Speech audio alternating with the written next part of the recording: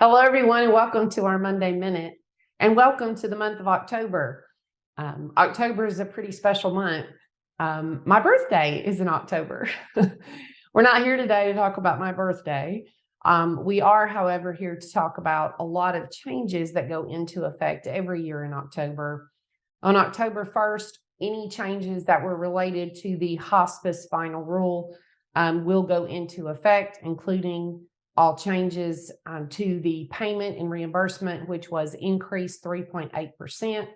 In addition to that, any of the other regulatory changes, including the maximum of a 5% decrease if any agencies were moved from their service areas, their CBSA codes, from being rural, urban to now being rural. We'll see a maximum of a 5% decrease in their wage index. Could not be that much, but typically it is more than that. But with this new regulatory change, the maximum is 5%. In addition, for both home health and hospice, effective October 1st, will be the implementation of the new ICD-10 changes.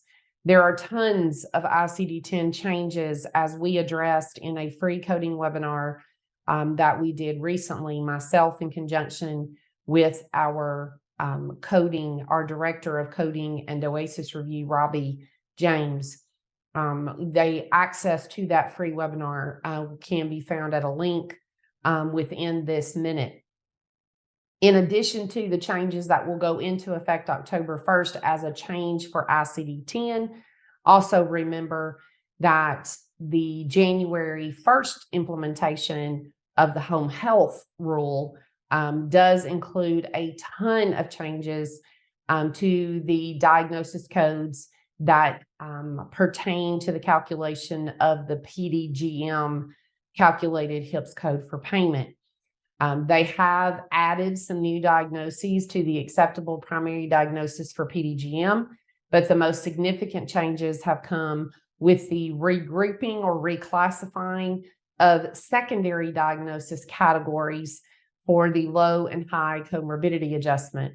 They have indeed added some more secondary diagnoses that will go into the calculation of that low and high comorbidity adjustment. It is imperative that your coding staff be fully prepared for all the changes, both the new ICD-10 changes that go into effect October 1st, as well as the changes that have been made to the PDGM model.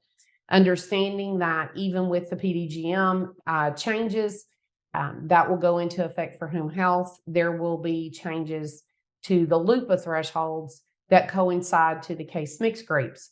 So you have coding changes that are going to happen that will impact the primary diagnosis decision as well as the low and high comorbidity adjustment. And then once they're into a case mix group with the HIPS code, there have been changes with the case mix weight of the HIPS codes as well as the LUPA thresholds. So you're going to want to make sure you're really paying attention to that.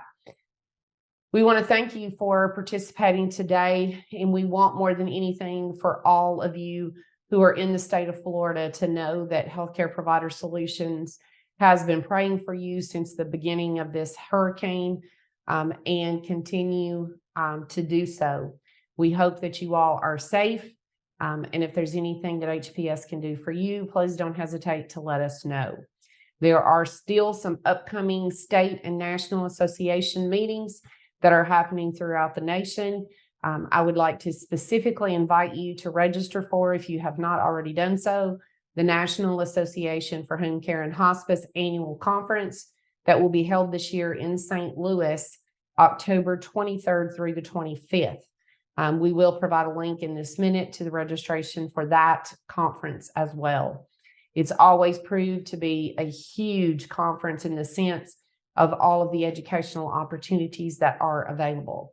I hope to see you there, and I hope you have an amazing week.